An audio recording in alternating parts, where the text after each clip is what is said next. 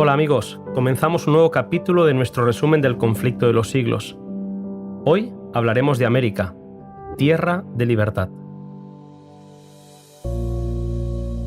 Este capítulo nos lleva de Europa a América.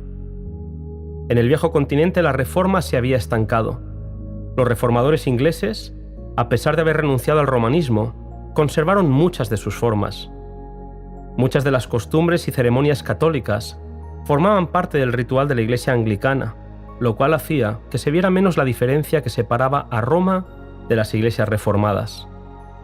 La Iglesia anglicana era la iglesia oficial del Estado y era sostenida por el poder civil, por lo que la asistencia a los cultos era requerida por la ley y no podían celebrarse sin licencia asambleas religiosas de otra naturaleza, so pena de prisión, destierro o muerte. Muchos deseaban volver a la pureza del Evangelio, pero la presión de la Iglesia oficial hizo que los puritanos fueran acechados, perseguidos y apresados.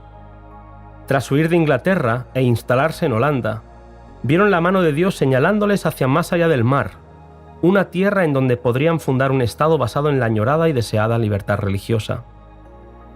La persecución y el destierro daban paso a la libertad. Los peregrinos salieron de Holanda en busca de un hogar en el Nuevo Mundo. Desde el puerto, John Robinson, un pastor que no se uniría al viaje, expresó con tristeza lo que había pasado con el espíritu de la Reforma en Europa. Él dijo: «No se puede hacer ir a los luteranos más allá de lo que Lutero vio. Y a los calvinistas ya los veis manteniéndose con tenacidad en el punto en el que los dejó el gran siervo de Dios, que no logró verlo todo. Es esta una desgracia por demás digna de lamentar». Leemos su precioso consejo: «Tened cuidado, os ruego, de ver qué es lo que aceptáis como verdad. Examinadlo, consideradlo y comparadlo con otros pasajes de las Escrituras de verdad antes de aceptarlo, porque no es posible que el mundo cristiano, salido hace poco de tan densas tinieblas anticristianas, pueda llegar enseguida a un conocimiento perfecto en todas las cosas». Estos peregrinos inmigraron con el deseo de tener una libertad religiosa que no habían podido disfrutar en Europa. Lamentablemente, de Europa se trajeron la creencia que la Iglesia tiene el derecho de regir la conciencia y de definir y castigar la herejía. Aunque habían huido del papado, se trajeron este error papal al Nuevo Mundo. Lamentablemente, los reformadores no estaban ellos mismos libres por completo del espíritu de intolerancia en la que habían vivido las grandes persecuciones de Europa.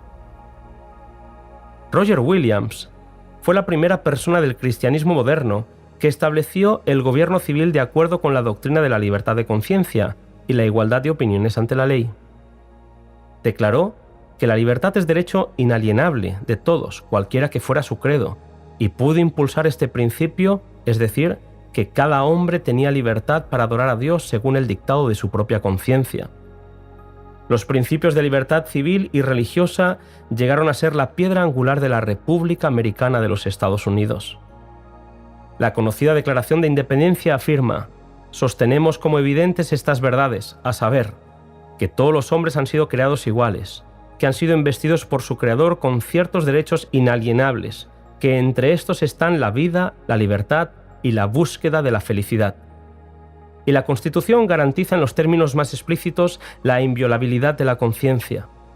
No se exigirá examen alguno religioso como calificación para obtener un puesto público de confianza en los Estados Unidos. El Congreso no dictará leyes para establecer una religión ni para estorbar el libre ejercicio de ella». En el nuevo continente, la Biblia era considerada como la base de la fe, fuente de la sabiduría y la carta magna de la libertad.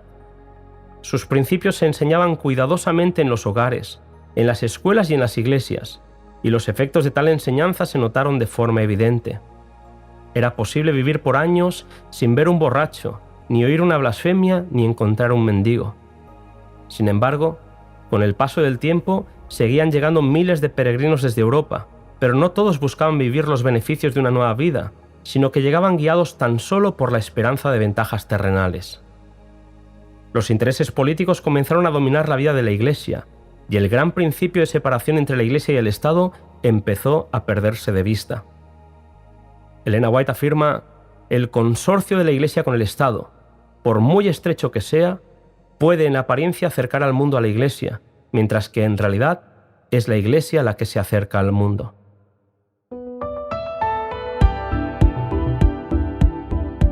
Hasta aquí el capítulo 17 del Conflicto de los Siglos.